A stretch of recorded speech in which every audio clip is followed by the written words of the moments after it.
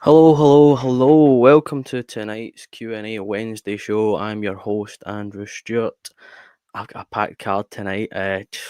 It's great to have a full list of cast on for the Q&A show. Lots of good stuff to talk about tonight, and of course, your questions answered as well.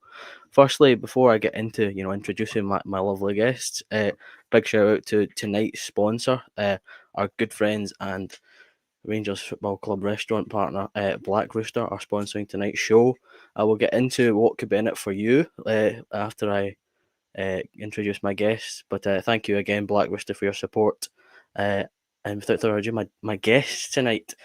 Kenny, we fought hard at the weekend and got through a pretty turgid game, and you've decided to join me tonight. So I think like I must be doing some good for your health. Welcome tonight, mate. Hi, thanks for having me on, Andrew, and I promise not to swear as much as I did to you on Sunday. I'm sure it'll be fine. Rangers aren't playing whilst we're talking, so I don't think there'll be much swearing. Also, bit of a regular when we're kind of on. Cheryl, how's things? Been a while since we spoke. It has. I missed you last week. No offence to Andrew, but I did miss you. And I've been let out of the four lads cupboard of a weeknight because I'm normally out for an hour on Sunday and then back in and not let out till about 8 o'clock the next again Sunday. So it's nice to join you midweek. And also, last but not least, we're a good bunch, us Andrews, but we'll shorten it. Andy, how are you, mate? I'm good, thanks. It's nice to be on after a win for a change. It's been a while since I've been on after a win, although as we get into it, it might not actually be as positive as that sounds. Oh, we'll be fine. Last but not least, again, our sponsors, Rhino Express, Clyde Joinery, Athol Industrial Solutions, CSD, Air Conditioning, Art of Gold, and as I stated at the start, tonight's sponsor, Black Rooster. Thank you very much again. Shall I just spill it then? Tonight, folks, as the title suggests, is our Q&A show, and we're needing a bit of participation. It's a participation sport, these podcasts now. We need your questions in the comments. Anything. I'll have a couple of questions to give the guys and gal to get us through the show, but your participation is needed. Give us some of your burning questions, and we'll see if we can find an answer for you as we go along tonight. And as I said, what could be in it for you? Best question will receive a £20 Perry Pass voucher for our sponsors, Black Rooster, on one condition. You need to download the app on whatever app store you've got on your device. Get it downloaded and you're in for a chance to win. So there's your stakes for tonight, folks.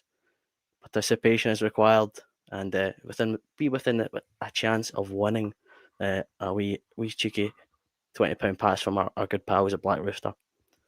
Right, we'll get into this one, shall we? We'll discuss something off the back of our most recent game. It was hardly a goal scoring fest, Kenny, as we were both sitting there. We enjoyed the first 6 minutes of the game, and I think that was about it. I believe that's 16 goals in 11 games for Rangers. Not good enough. Tough question to start. How do we fix it? Next. I don't know. Look, we're not playing particularly well. I've been saying it for a long time. I personally do feel that this system's got to change. Actually, I just don't feel it's working when you're facing a low block week in, week out. We seem to struggle to break teams down. But as Andy had said just before we came on air, that we don't have any pace. It's really obvious that we don't have much pace. You get the feeling at times that there's a real lack of purpose. That's what I would say, that players don't really seem to know what the other guys do. And I've got a way of saying this, that I always say that the arse doesn't know what the elbow is doing to a certain degree. And I get that feeling with Rangers at times that they just don't seem particularly clever going forward. They really are slow. They're mundane. They lack creativity. So where we go in terms of fixing it, well, that's down to Philippe Clement. And personally, I would like to see him change the formation. I would like just my opinion. I'd like to see us try 3 at the back. I think we've got the personnel for that. I don't think he will. So what he's got to do is take a wee line out of Mark Warburton's book and do plan A better. I think that's all you can say about it, Andrew. I just don't think the manager's going to change this system. And when you've got 16 goals in 11 league games, then this is Rangers and there's an issue. It's a clear issue that you're not scoring enough goals. All you need to do is look at the league table and look at the clubs round about us and they're scoring more goals. So how you go about fixing it is that $1 million question. And I wouldn't pretend to have the answer, Andrew. I don't know. But it is something that does need fixed. It really does. Shero, Kenny's subtly alluded to sometimes a change of formation. He said the 3-back he'd like to see. I think I'll bring up one here. Let's see. Robert, as part of a philosophy of a manager, a formation tends to be a big part of that. I think my answer is probably I don't see it changing. I think I'll kind of shuffle in Andy as well with the end here. Am I the only one that thinks this is going to change? And I'll let you also answer. If it weren't to change and it weren't to go the way we want it to, will he inevitably suffer the same fate as the previous 2 managers, as Robert said there? Oh, you've got done by the live curse, Cheryl. The mute. Back in the cupboard. No, I don't think he won't change it. He's come this far. The games are monotonous. There's absolutely no spark about us in the league. And I think if he's not changed it by now, I know he's been questioned a couple of times at press conferences as well. And if he's not changed it now, I don't think he will. I think that's his philosophy. And I think he is possibly prepared to die by it. I think he genuinely believes in it. How do we solve the upfront problem? We recruit in January. We need to, even if we're going into the loan market, we have to look at something else for upfront to take the pressure off Dessers, to offer us a wee bit more. We touched on it on Sunday. Danilo, we don't know too much about. His fitness is a wee bit of a worry. We're told that Igaman is one for the future. He's very, very raw. We had to get him now, or he would have cost far too much in a couple of years. But we need something now. I think off the back of that as well, too many 1-0, 2-1 victories are very telling on the team, because we're absolutely having to play till the final whistle, which will take its toll on us as well. So how do we solve the upfront problem? We need to recruit in January. Will he change his formation? I don't believe so. I think he's trying to, square pegs and round holes. He's going for that approach. It's clearly not working, but I don't know if he has the belief that he just keeps going with that. The players will eventually, it's a matter of them adjusting to his system, maybe bringing loan players in, getting the players up to speed that he wants to see in those positions. I don't know, but I genuinely believe that he won't change this formation either. Same from you, Andy. You in the same boat where it just seems like it will be plan B being plan A, but do it better somehow. I do think it will be like that. I have to say, even though after that with the bounce game behind closed doors yesterday, the formation seemed to be a wee bit up in the air with the personnel involved. I'm not going to read into that as being the bigger picture. I think he'll be quite rigid, but I do feel that if it doesn't go to plan, this stubbornness could be one of the key points behind his maybe potential sacking potentially. Yeah, there's nothing to suggest that he's going to change the formation. He's had long enough to do it. He's had a full summer. He's had questions from the media and fan media, and he seems absolutely wedded to this is the way we play. This is the best formation for our group of players. The problem is that we're seeing is that it's not giving us what we need. And as Cheryl said, I think it only changes then by you get better players in January. They either fit the formation or they're just of a higher quality that it masks maybe some of the underlying problems that we're seeing. Or, as you maybe said there, it might be a change of manager that results at the end of the day. If he sticks with something that's delivering consistently what we have seen so far this season, that isn't going to be good enough. We're going to fall short of even the low bar, even sort of the lowest expectations for the season, we're going to fall short of. So it's either going to be a change in personnel in terms of the playing squad or the management, I think, before we see any changes, because Philippe Clement doesn't seem to want to do things differently at the moment. I'll go back around because back around the way I came there, and I'm not holding it out on you, Kenny. I will get to it. It's just that I was conscious of a question coming up, which I think Cheryl was pointing out in our group chat during the week. He's mentioned, I'll bring up having the frequent likes of Danilo, Hamza, Cortez, Atondo at full fitness. I think you mentioned something like the best 11, and are we seeing that because of the injuries? I would like to say yes to that question. I feel like maybe with extra options, there would be an extra chance of us putting the ball in the net a wee bit more. I don't know if I'm being optimistic. I would say yes, but as I said, you're probably not going to get a cold answer from myself. Cheryl, are you in the same kind of boat? Do you think? I think it would certainly not really hurt our chances of putting the ball in the net. But where's your stance on it? I think we have to watch, and it's a kind of common trap, isn't it? That the longer somebody's out, the better they become, and then when they come back, everything's going to be fine. I was almost as bold as Kenny at times at the beginning of the season watching Rabbi Matondo, because for every good thing that he did about 3 things or 4 things that absolutely drove me mental. But that said, he can give us that pace that we're really, really badly lacking up front, and he gives us a wee bit more a kind of natural left winger, because at the moment we're putting Bayrami out there. We could have him in the middle. So again, yeah, absolutely. Cortez as well looked excellent, but it's the fitness of these guys. The Rabbi Matondo cycle tends to be that we get kind of 6 good weeks out of him. He starts to come on a game, and then he has an injury, which sends him out for another 8 weeks, and that seems to be a cycle with him as well. Cortez is a massive worry, his fitness, and he's kind of prone to injury as well. So yeah, it would be great to see these guys back, but I think we need to be very careful of falling into the trap of as soon as they're back, everything will be fine. But we have seen in flashes what players like Cortez can offer us. And to get him back in particular, I think would be very positive.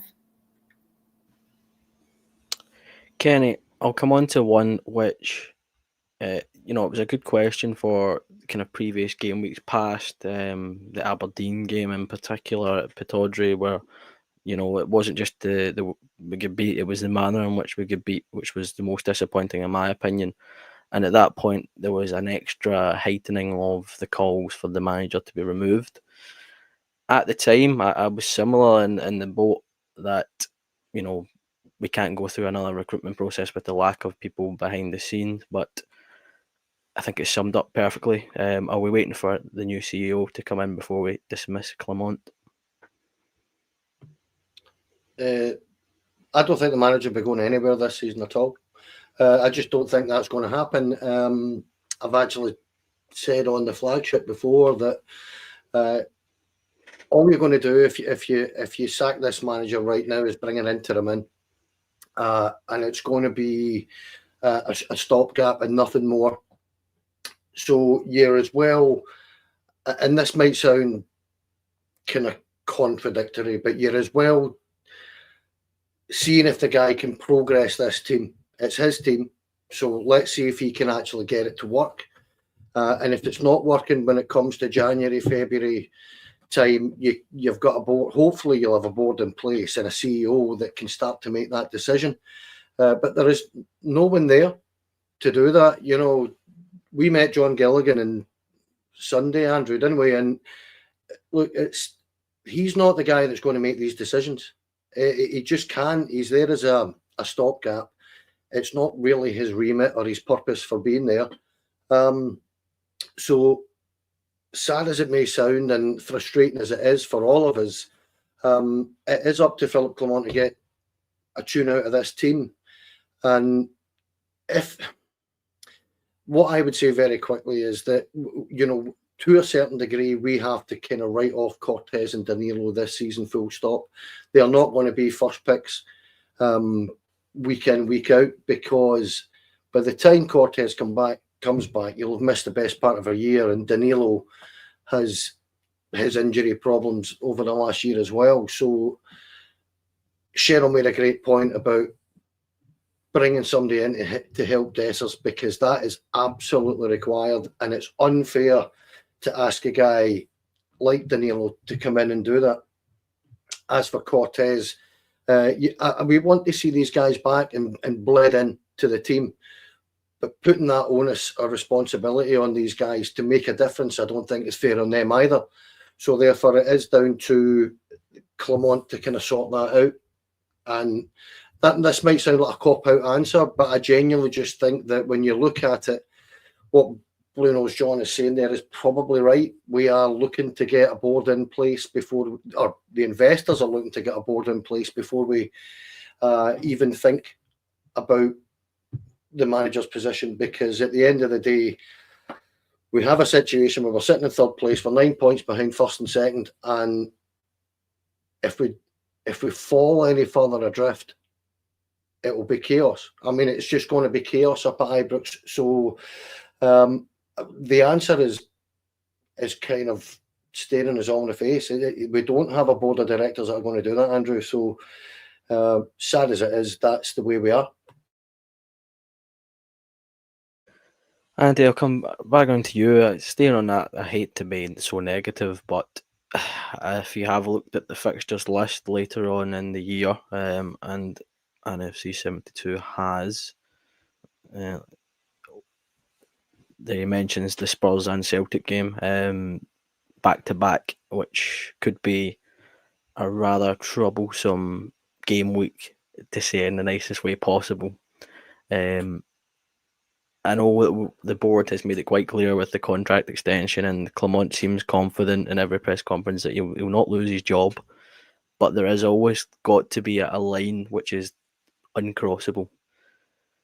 At that point, and I hate to be negative, say the Spurs game's like the Liverpool game not too long ago, and then we get beat by Celtic, are we then crossing that threshold into which, as RFC states, an interim, something new potentially? Under normal circumstances, yeah, I think that would cross the line. You'd automatically be looking at that point to change manager, I think. Clement feels to me a bit like Ten Hag was at Man United. He's there. You know he's not the guy that's going to take you forward. He's probably not going to be the guy that's there when you win your next title.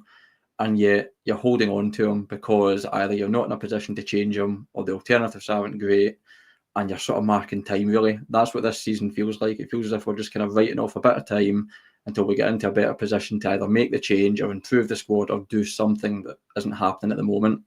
So under normal circumstances, I think if you had a howling week against Spurs and Celtic, the manager would be finished come the Monday morning.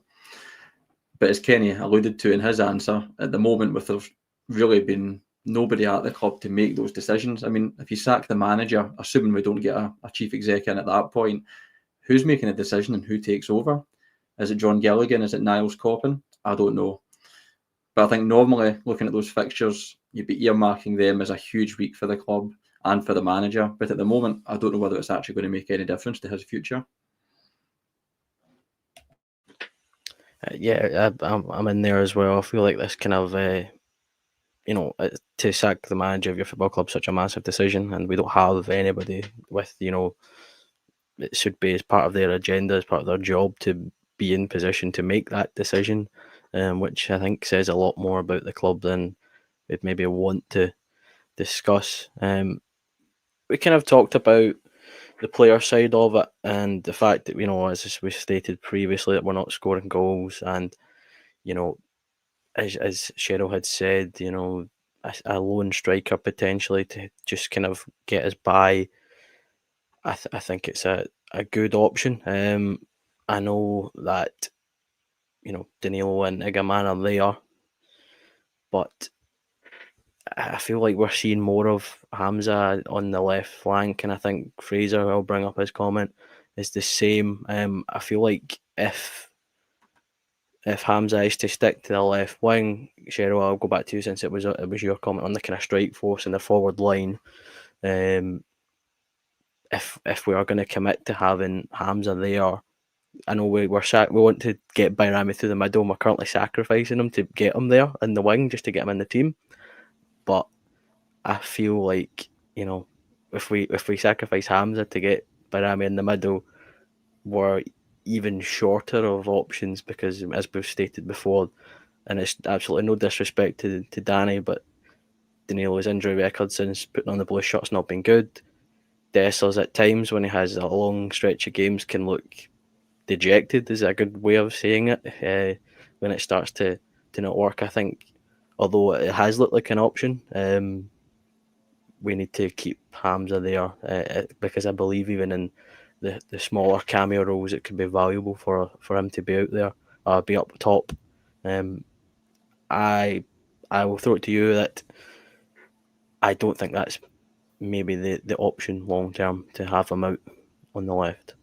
No, definitely not. Like, as I said, we need to look at somebody else. I know we're very limited with the funds, but we need to look at having that central striker there that's able to put 2 chances away, that's able to turn a 1-0 into a 2-0, or a 2-1 into a 3-1. We need to have that. Yep, we can look at kind of temporary options out on the left to get Bayrami into the middle, but we need to have that striker that we can rely on, and that's the frustrating thing about Dessers. We moan about his composure, we moan about how many chances he fluffs, and then he goes and buries that chance on Thursday that was fantastic.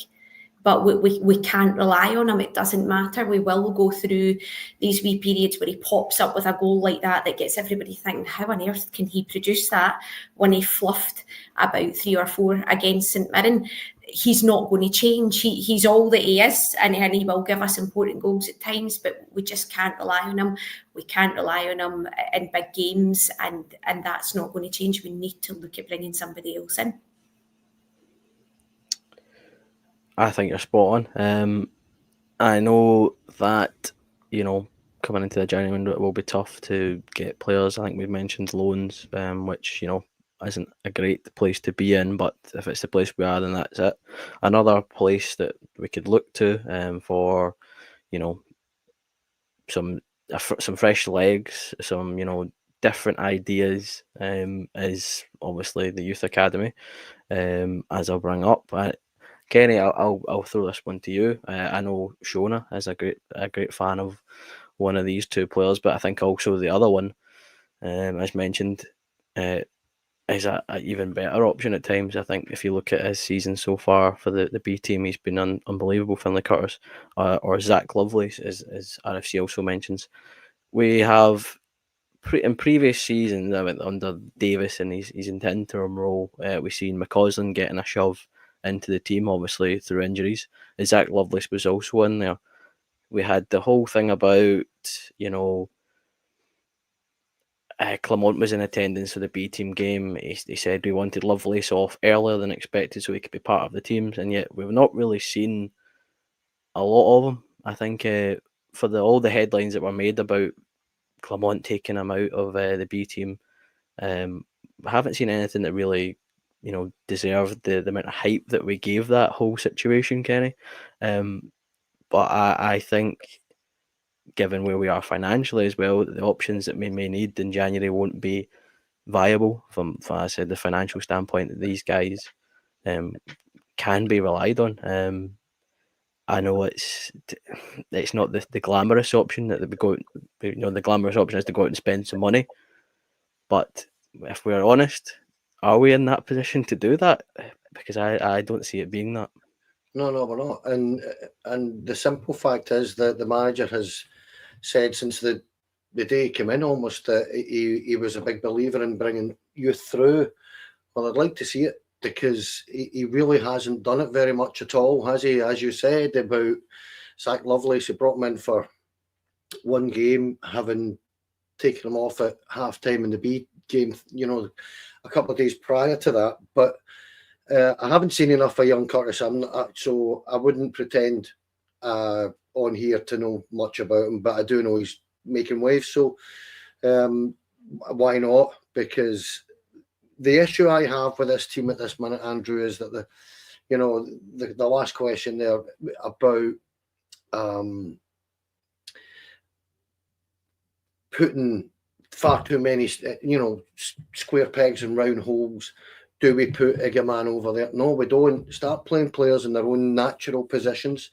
I think there's far too much of that at this minute in time for Rangers, all over the pitch as well.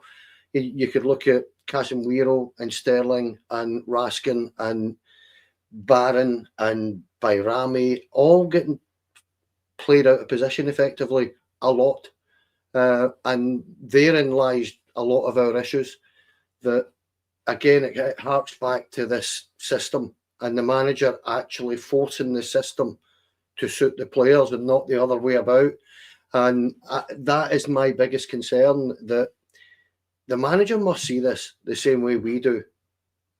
And he must understand that, when you watch a second half like we had to endure on Sunday, where a poor Heart side, or a Heart side on a poor run of form, I should say, kind of bossed 45 minutes against us at Ibrox. They were in pretty much total control of it, and we couldn't get out. We couldn't string 4 or 5 passes together. The hesitation, the trepidation amongst our players was filtering into the stands. It was getting a little bit nasty towards the end, I thought. And, the manager must hear this and feel this. He certainly heard the stuff with Barron coming off. And again, at the press conference, he almost kind of dismissed it. And I don't know what you guys think, but I'll throw that to you, that I don't like sitting and listening to a manager turn around and tell me, as a guy that's sitting in the stands, that I don't know what I'm talking about. Actually, I've played football all my days and watched football all my days, and I'm pretty much aware that Conor Barron was probably our best player on the day. And I couldn't give 2 hoots about Scotland, and I couldn't give 2 hoots about a week or 2 down the line. We needed him in that team for that last hour, that last half hour. And the most bizarre thing, and you and I commented on it, the most bizarre thing about it is he brings on Kieran Dowell for his 1 monthly appearance as a substitute, and nobody knows why. And this is the kind of issue that we're all having at the minute, isn't it? So that's my answer. Too many square pegs and round holes. And can we actually just get the guys all playing in their natural positions, find a system that works and use it? Because I think we'd be a far better team if we did it, Andrew, to be honest.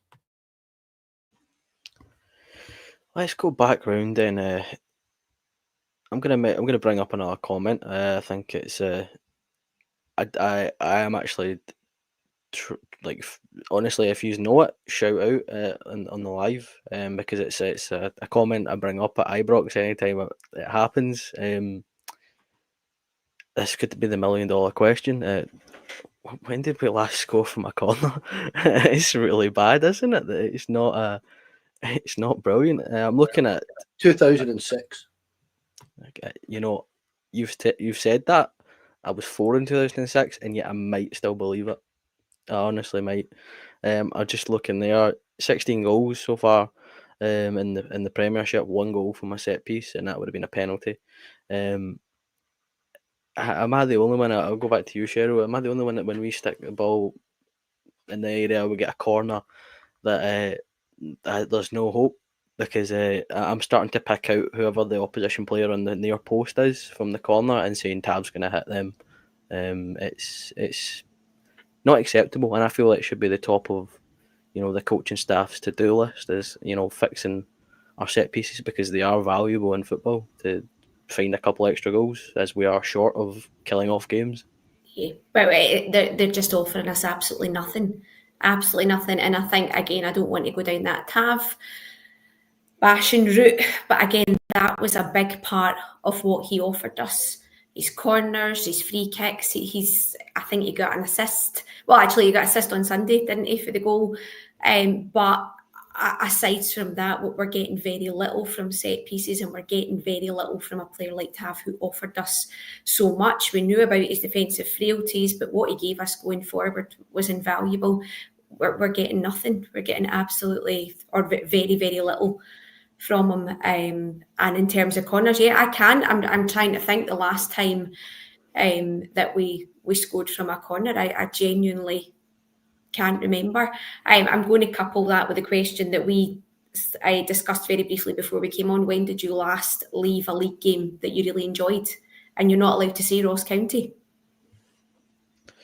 This could go from it's half an hour, it could be another 40 minutes, another 50 minutes, 64 hours. It depends how far back, it is per second or per minute or per hour since Gerrard left. I think I think that's maybe too far from my point, but I think it's a good overall picture as where we are. I'll stay on it and I'll kind of just come to you, Andy, on it. We joke about it because we don't score from corners, but set pieces are a very good route to add these goals into games where it is a 1-0. Think about the amount of corners we can get against these teams that camp in from, trying to cross the ball, deflections, shots the keeper parries. If we could put, I don't know, 10-15%, I don't know the underlying statistics behind, good corner routines and how much goals he can bring, but it's we're certainly well under the expected, probably, from the amount of corners we do get, Andy. It's we joke about it, but it's a serious problem. Set pieces are cheap goals. They're the kind of goals that can win you a game when you're not playing well, or they can put a game out of sight when you're not playing well.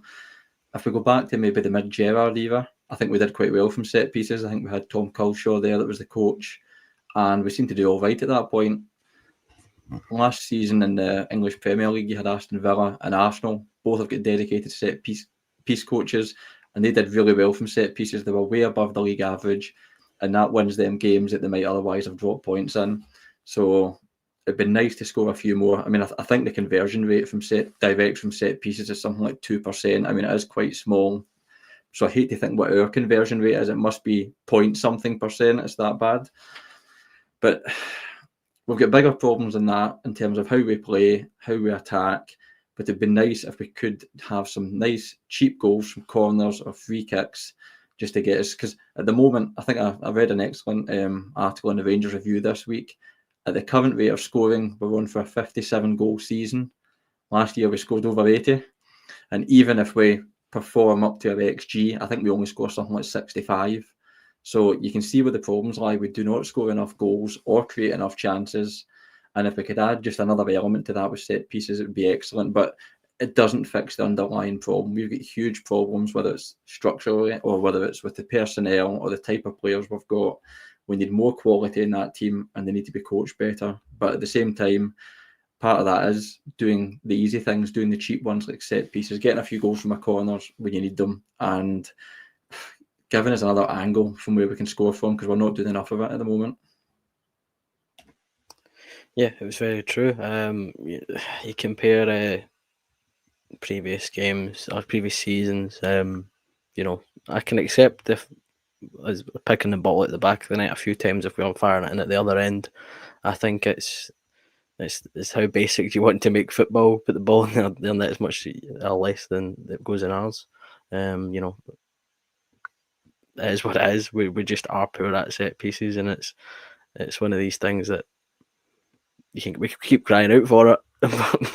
Will it ever change? I'm not too sure. Good question here. I know we have started to rotate some of our centre backs at times, but previous games it feels like Leon Balogun could be our best centre back, but then within 2 games he's injured, needs rested, and that's just what happens when you've got a defender of his age. Robert goes with what is a long-term solution at centre back. I think he's rightly so there. Suter is hit or miss. Balogun's time is limited. Massive area of concern for us going forward unless King on the Seala have a transformation. Kenny, funnily enough, I left my bag in the press room on Sunday. I didn't mention it to you because I felt like a bit of an arse, and went back just in time for Leon Balogun coming in to give his press conference. Don't get me wrong, I think the guy's great. I think he has games where you look and go, that's an experienced centre-back. He knows what he's doing. But next game, he'll have the old calf cramp, or just the signs of the fact he's at the tail end of his career. This feels like another situation where we've kicked the can down the road. That being said, we did bring in Clinton Yasiala at the start of the season, and we've had mixed opinions on him. B-team outings, I think he played in pre-season. I don't think the reaction to him and his game was good. I think we were kind of united in the fact we didn't think he was ready. Is this going to end up being something like a Tav situation where we are just going to have to make a decision when we're officially out of time on it? Because I feel like that's what we've done with Tav, where we are now dealing with a right back who's calling it quits sooner rather than later, and we're stuck dealing with an older head in a position that we really should have dealt with earlier. Well, I think it is a worry that your 36-year-old centre half is probably the best centre half at the club. I don't think there's any doubt in that, actually, in terms of defensively anyway.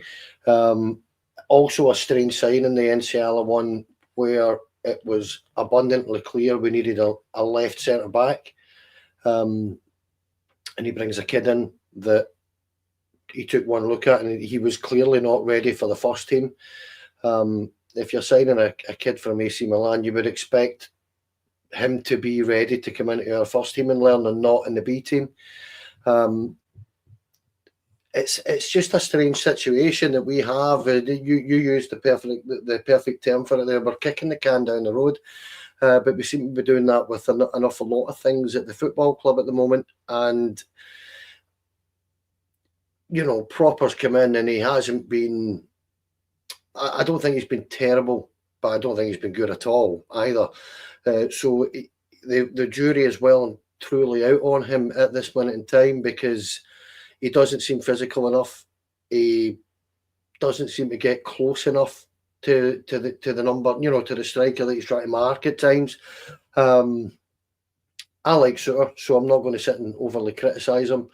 But then again, he has got a calamity in him, but most of our team have at the minute.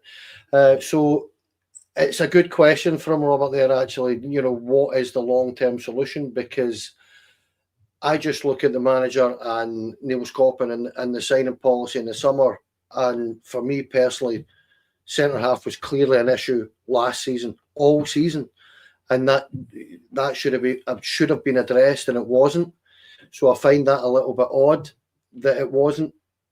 But in terms of what is a long-term solution, the long-term solution is getting a partnership that is going to work week in, week out. For me, that is the one key area of the pitch that you do need a partnership, is the centre halves. And he brought Proper in probably to do that, and then he's had to drop him a couple of times already. So what the answer is to Robert's question, I don't quite know, to be honest, because it looks to me as if he's going to have to look at other personnel, and if he doesn't feel the young kid Nsiala is ready, then I question why be bothered bringing him in the first place when you've got King sitting there as a young kid the same age as him already. So the answer is I don't know what the long-term future is in that position. I have to apologise to Kenny. I'm absolutely throwing him the stinkers of the questions tonight, giving him the tough ones. But these are questions that we have to ask. It is plain and simple. If we're asking the questions, somebody at the club should be asking the questions, or should at least have the answer. Whether or not they tell us that's a whole other thing. Let's take a trip back down memory lane, and it feels funny saying that. Cheryl, about this time last year, I think, although he was doing quite well, I was still sitting on the fence with Cyril Dessers. Obviously, we're now 2024. He's kind of been our sole striking option. Again, mixed opinions on him. A name that was thrown about a lot this time last year, and I know I can already feel Shona in the comments about to go off at me for bringing his name up. Lawrence Shankland, then. Let's kill the elephant in the room. This time last year, there was the talk of the contract being given out to him and him kind of keeping his cards close to his chest. Now getting to a point where his contract will be coming up, and I think everybody knows where his allegiances lie in terms of blue or green. I have changed my opinion on him from this time last season. I was firmly in the Shankland hype train. I think he was a great option to explore. In January, I was willing to spend, I think I said £3 million on a podcast, which I regret saying now. But, it is what it is. I think the only thing that maybe would sway me is the fact that it could be on a free. But again, after just talking about kicking the can down the road with striking or centre-back options, is signing a guy the age of Shankland, kicking the can down the road. But in saying that, we also spent a significant amount of money on Cyril Dessers, who was hardly a young pup when we brought him in. I'll say it just as it'll kill all the what about it. Would it be someone you would bring to the club? Would he be somebody that would put away the chances that Dessers misses? Yes, I think so. And I obviously long term, is he the answer? No, probably not. But would he give us more goals than we're getting at the moment? Would he finish those chances that Dessers misses? Absolutely, yes, I believe so. And I get Kenny making the point that it's absolutely kicking the can down the road. But at the moment, we're in dire need of a striker. And he's kind of out of form at the moment, absolutely. But we know that he's a proven striker. He's gone through great patches for Hearts. He's produced the goods for Scotland at times as well. And I think that he is what we need at the moment. Yes, absolutely. Long term, no, but at the moment, yes, absolutely. Double dip on this one, Andy. Again, comments there about this dip in form he's had this season.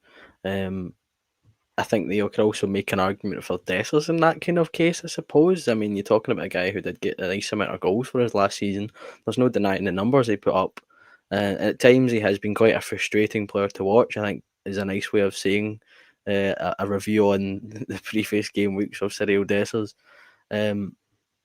But to me, it's just copy and paste almost, I feel, with age and circumstance. I wouldn't be raging. I wouldn't be picketing outside the stadium, pitchforks and torches if we were to sign him, mind you. But I think we could be looking for players that are player trading model. If we want to throw up that magical phrase, Andy, for me it's we missed the train for that one. I think that was this time last year, where we should have been making that move, and now it's a bit. I think it's gone. Where's your opinion on it? A bit like yourself, I think last year I was kind of sitting in the fence when about January time when we were talking about signing him.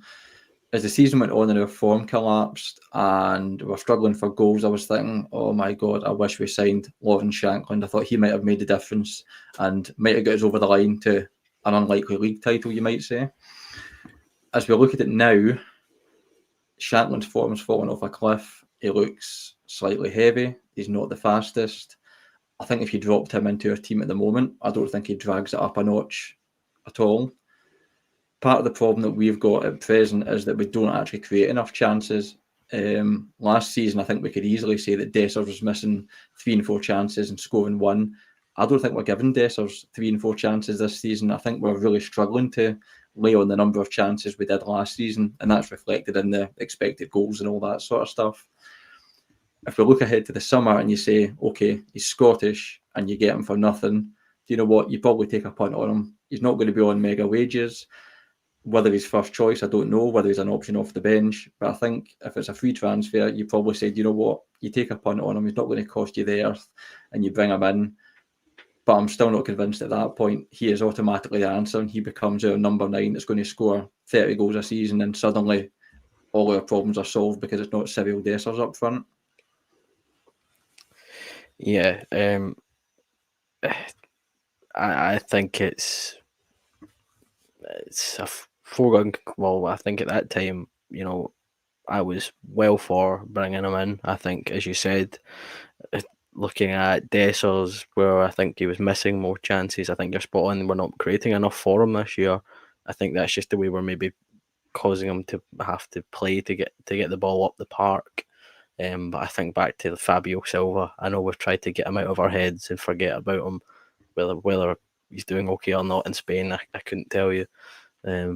But I feel like it was a missed opportunity then. I'm not so sure about it now, but hindsight is a beautiful thing. Kenny, I'll stay on with that kind of Dessers train of thought then. As Andy alluded to, and I think we have changed the way that we're deploying Cyril Dessers as the striker. I think it's slightly different from old school. The striker's job is to just put the ball in the net. Where we're operating now and the way football is, your striker needs to contribute so much more than that. And for right or for wrong, Cyril Dessers has been our target man and our source of the long ball option, which again was not favourable for us, and I think the fans were quite disappointed in us resorting to that type of play. Mind you, I think he has been okay at doing so. I feel like it's, as we kind of spoke about in the group chat, we need other players to contribute. I think I'm not going to go out and say I think we're being harsh on Cyril. I'm not going to go out and say it and make it as obvious in that, but I feel like Cyril would be getting less of the brunt of it if we had other players contributing. I know as Cheryl said, and I'm not going to do it either. The Tavernier bashing, say what you want about him. He was contributing goals previous seasons. I think if we were to have 2 or 3 other players consistently putting the ball in the net, and I don't mean a Tom Lawrence goal every 2 months.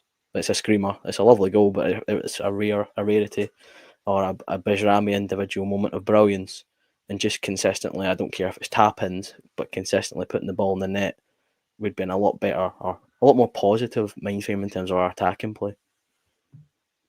Yeah, but the only thing I'd say about Cyril Dessers is that he wasn't signed as our first choice number 9, right? He is not a target man. He is clearly not that type of player. He wants to play in and about the box. So launching it up to him, which we do frequently, isn't the answer to his, problems in terms of scoring goals. And look, the other players round about him have to contribute. That's true, but Czerny has done well since the Leon miss. Actually, he's come on leaps and bounds. It seems to be that perhaps the press conference they had thereafter, and the reaction to it seems to have settled him down a little bit. Perhaps Bijrami's been played out of position. It's difficult to overly criticise somebody when he's new and playing out of position. Tom Lawrence was contributing with some goals, then in other games was contributing nothing. Mo Diamande, I don't think, is a natural number 10. I think he can play there, but he's not. He's we're finding out that he's not quite natural in that position. So therefore, the answer is yet again, Andrew, to me, is to get a striker that can either dovetail with Cyril Dessers, or you can rotate. Now we've got 3 strikers there, in Igaman and Danilo and Dessers, and it might just help if Philip Clement allows Igaman a little bit more time, and the fans are now going to have to perhaps be a little bit more patient, but it's not going to happen. And this is the issue that we have. And this is, again, to me, it goes back, and I'm going to hark on, and I know I've repeated myself 3 or 4 times in this one podcast, but it comes down to the formation, the shape that we're playing, the style of football he's trying to implement. And I don't think it's very fair on Dessers at this minute in time.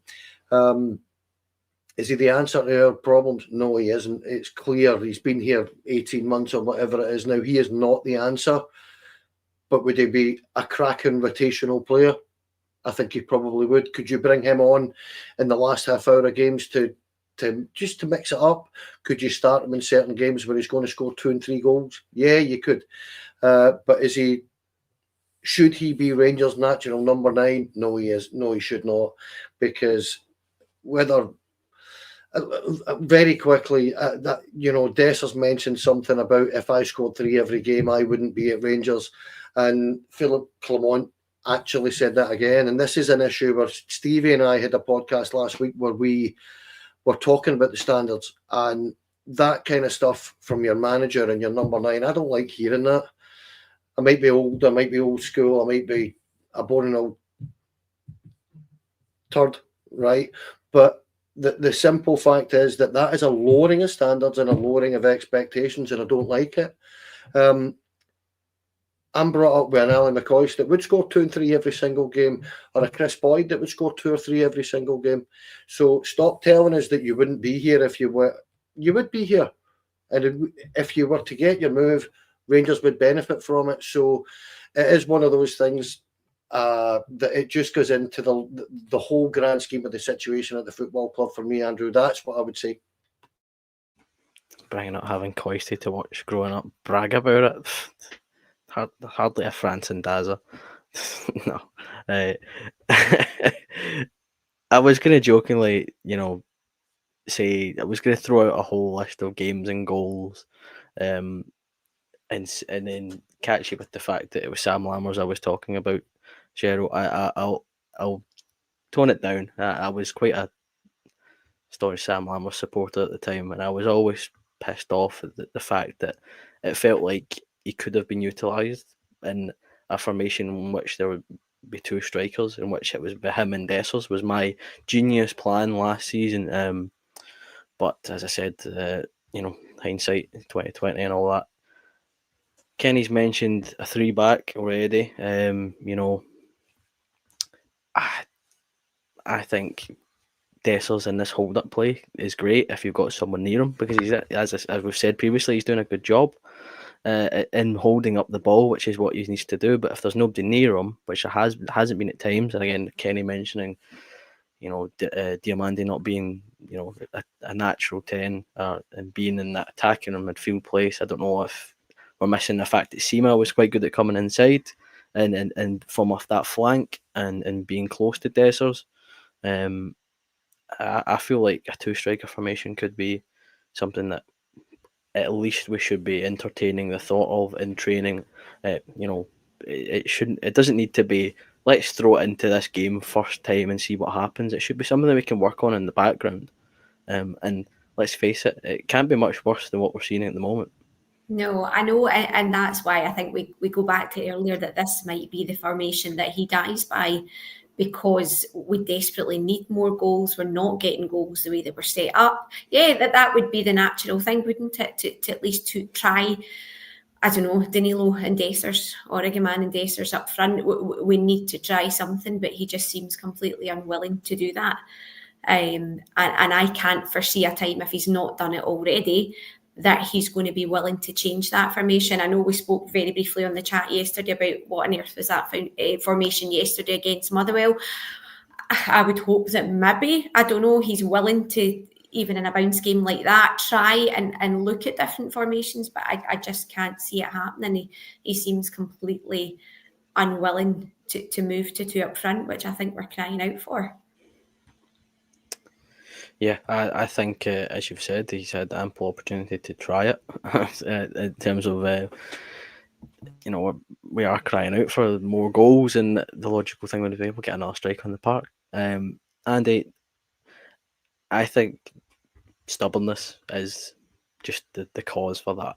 I think he's not willing to try it. I think he may feel he's under a bit of pressure, and he knows if he can have 1-0 victories with the formation he has, he'll keep it. The also other thing that sprung to mind was the fact that at times, as we've said, we don't have the striking personnel. 2-striker formation means you have to use a striker on top of the striker you've got every game. And if that were to be Dessers and Danilo, then you've only got Hamza on the bench. Then you add in Danilo's injury record. Then you add in Hamza's lack of experience. I think it's a great idea, but could it be more of a pipe dream based on who we actually have at the club? Yeah, I think as Cheryl said, I don't think it's going to happen. I think he's going to stick with his tried and tested and just keep going the way he's going. Two up front, it's not something you see an awful lot nowadays. There's not a lot of clubs that play with two strikers up top. But at the same time, if the formation you've got isn't working, could we do worse than trying it? Maybe go, three at the back with the wing backs, two guys up top. Because in midfield, you've got legs and Barron and Raskin. They can cover the ground. They can sweep up some of these things that might be coming our way when play breaks down. So at this moment in time, is it better to stick with the formation that's not serving us that well, or maybe roll the dice and try something different? I think you've got to try something different, because if we're going to sit here and watch the Hearts game being replayed for the next few months, we're all going to be on the same podcast moaning about the football. We'll be sitting there groaning in the stands. So,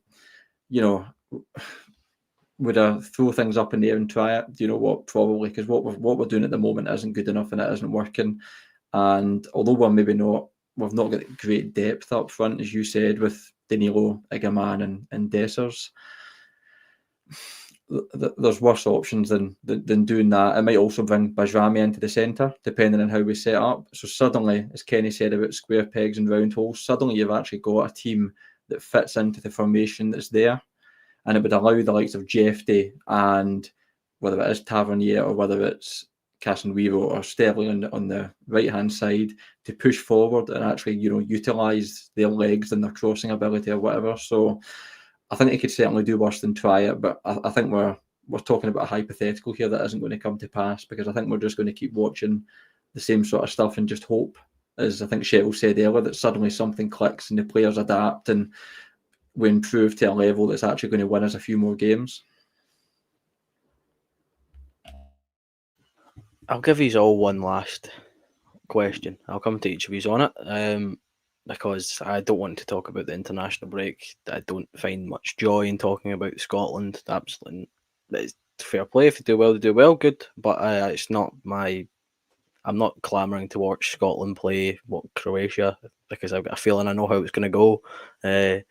Why watch the movie when you've read the book beforehand? But it's just not something that entertains me. What does entertain me is the fact that Rangers then are back at Ibrox against Dundee United. It was a tight win at Tannadice previously, but we got through. At times, again, it's the same old story. We looked sharp a few times. The goal was nice. It was well played. But then, that was about it. We have this whole bit of time to work on ourselves, find more positivity, energy, liveliness. Kenny, would you predict a 1-0 Rangers victory? Or 2-1, one or the other. Yeah, it's just one of those that Cheryl made a really good point earlier on when she said that, see all these 1-goal wins, they're just taking it out of these players' legs every single week. And see when it comes to, that kind of February time where we hit our bad patch last season, it will happen again. Because you just cannot expect players, both physically and mentally, to do that 90 minutes twice a week and be incapable of rotating these players. It's the difference between us and them, sadly, at this minute in time, is that they're going into games and they can make 5 or 6 changes every single week, or every single, from game to game, I should say, and then rotate because they're 2 or 3-0 up after an hour. Meanwhile, we're flat out for 90 minutes and all the players are feeling that pressure. So, yeah, would I predict a 1-goal victory? I absolutely would, because it's exactly what we've been doing all season. We're either losing a game or we're winning by a goal, bar the odd exemption of that. So, yeah, I would suggest it be 1-0 or 2-1, depending if we can defend a set piece properly. I was looking for positivity when we ended this. It's nice. I should put it on my Christmas list, then it might happen. Cheryl, again, same question. Do you foresee us scoring more than once, or having a net score of more than one, where we've either scored 2 or 3 or just the same. Well, firstly, spare a thought for your 4 lads sister that's having to go along to the Scotland game on Friday night. So, aye, cheers. You think you've got it bad having to watch that garbage on Sunday? I was there, and I'm having to go to Hampden on Friday as well. So, pray for Cheryl. Do you know what? After the Ross County game, the only other time I've really enjoyed league-wise this season is that first 20 minutes at Tannadice when we came back from the last international break. I thought we started really well. I was quite apprehensive about Tannadice. We know we've obviously not been there for a few years, but we know Dundee United, we know what they're all about, and it can be a difficult place to go. But I thought we started really well. Some of our passing was absolutely exceptional, and for the first 20 minutes it was brilliant. They scored pretty early on. It was a great move from Tom Lawrence. However, to answer your question, do I expect a 1-0 win? Yes, absolutely. Absolutely, because it's just rinse and repeat, isn't it? It doesn't matter how many international breaks we come off the back of. It doesn't matter how many good, really strong European results, and that could be a podcast in itself, why we do so well in Europe but then play really poorly. We don't take momentum from anything, and that's a worry. Is that a psychological thing? I don't know. Like I say, we could probably do a kind of pod special on that, but I don't think we'll take any kind of oomph, or I don't know how you would describe it, but we won't get any sort of plus one from this international break, and I expect us fully to revert to league type, where it's turgid, it's boring. We'd all rather be in the house, but we're there because we love them and we can't stop going. And what else would you do other than be happy with your time in the house? You still need to go along anyway. But yeah, I fully expect that a 1-0 win, or like Kenny says, a 2-1 scrappy win. Andy, lastly, I'll get your opinion on it. Am I the only one that's not failing to notice the fact that maybe Matondo might be back and he'll score 4 again? Or has that never actually happened? Is that just my imagination? I'm in the camp again, as always, being too positive and thinking change. But in the cold light of day, looking at myself in the mirror, I will probably continue to say a 1-0. Are you going to make it 4 from 4 from all of us and see it being the usual? Is the only way I can describe it now. A very good 4-minute spell in which we score and then take the foot off the gas. First of all, I think Cheryl must be a real glutton for punishment watching Rangers and Scotland in the same week. So good luck with that one. Well, if you look at the league games so far, we've played 11 games, scored 16 goals, and 6 of them came in the one game against Ross County. And the other 10, therefore, were scored 10 goals. But just to uplift everybody at the end of the podcast, I'm going to be bold and go for a 2-0 prediction. Suddenly, the international break will get it all together, and we will score 2 goals in a game. That is how good it's going to go. And that's before Matondo comes back into the team. So God help us when he gets back. 8-0. That's what it'll be with Matondo back in. 8-0. I think that'll wrap us up for tonight, folks. Conscious of the time there. Don't want to keep you feeling the punishment of discussing Rangers for too long. We've done it enough tonight. I'll let you get back to what you'd rather be doing, chilling and detoxing from the jails. Lastly, before I do bring us to a close, as I said at the start, getting your questions in. Thank you very much for all your input tonight. I have to say, and it's from my point of view, as a kind of host, I had to give a special mention, and I think this will be our winner for our £20 Black Rooster voucher on behalf of our sponsors for tonight and friends of the pod. He said the managerial buzzword, Robert Edgar. He used philosophy and he put it in quotes. That's my favourite managerial buzzword. And it just sums it up with the old air quotations, because I feel like some managers, when they're under pressure, just tend to throw it out like punctuation in their sentences. But Robert, congratulations. What to do, mate? Get in contact, DM, Twitter, and we'll sort that for you, bud. Last but not least, before I hang up tonight, again, thank you to everyone that tuned in. Kenny, Cheryl, Andy, thank you very much for coming on. We're getting through it this season. I hope our group therapy session was good.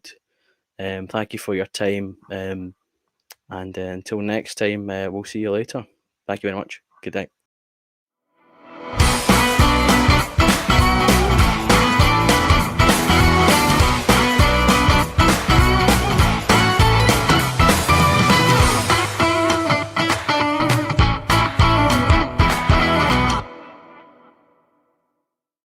Four Lads podcast is sponsored by Rhino Express, Clyde Joinery, Athol Industrial Solutions Limited, and CSD Air Conditioning, along with Art of Gold. Thank you for listening or watching the podcast. We hope you enjoyed the show.